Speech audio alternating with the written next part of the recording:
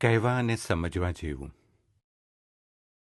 પગ ભીના કર્યા વગર સમુદ્રને પસાર કરી શકાય, પરંતુ આંખો ભીની કર્યા વગર જિંદગીને પસાર કરવી શક્ય નથી. એ વિચારીને નારાજ ના થતા કે કામ મારું અને નામ બીજાનું, કારણ કે સદીઓથી ઘી અને વાટ બળે છે, પણ લોકો એવું જ કહે છે કે દીવો બળે છે.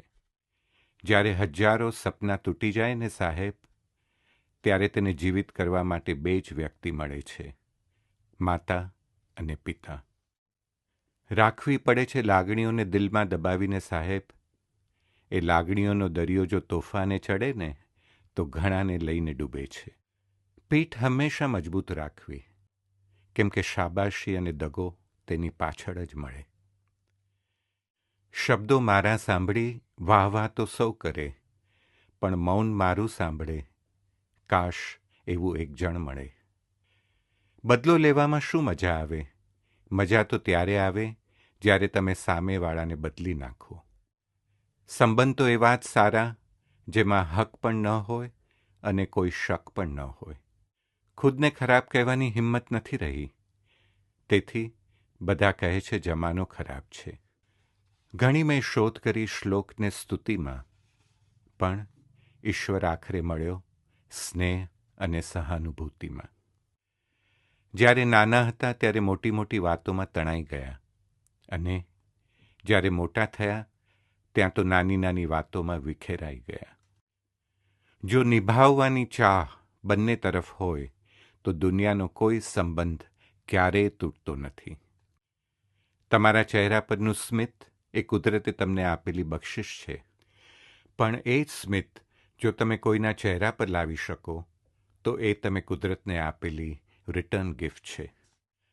દોડી ગયા છે જે એમને શું ખબર કે સાથે ચાલવાની મજા કેવી હોય છે. ખૂબ સહેલું છે કોકને ગમી જવું, અઘરું તો છે સતત ગમતા રહેવું. વીતી જશે આ સમય પણ, બસ ધીરજ રાખો સાહેબ. સુખ ના ટકી શક્યું તો દુઃખની શું ઓકાત છે. દીવાનું પોતાનું કોઈ ઘર નથી હોતું, જ્યાં મૂકો ત્યાં અજવાળું કરે છે.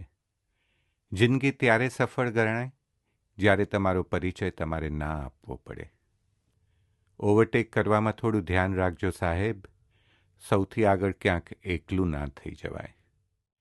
હક વગરનું લેવાનું મન થાય છે ત્યારે મહાભારતનું સર્જન થાય છે, પરંતુ હકનું હોય છતાં પણ છોડી દેવામાં આવે છે ત્યારે રામાયણનું સર્જન થાય છે.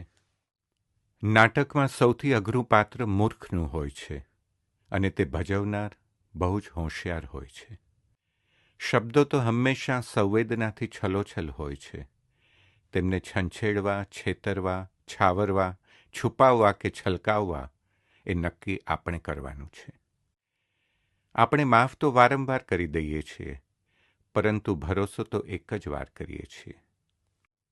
દુનિયામાં જો કોઈ સમયસર આવતું હોય તો તે ખુદ સમય છે, પછી તે સારો હોય કે ખરાબ. અભિમાન અને પેટ જ્યારે વધે છે ત્યારે વ્યક્તિની ઈચ્છા હોવા છતાં પણ બીજાને ભેટી નથી શકતો.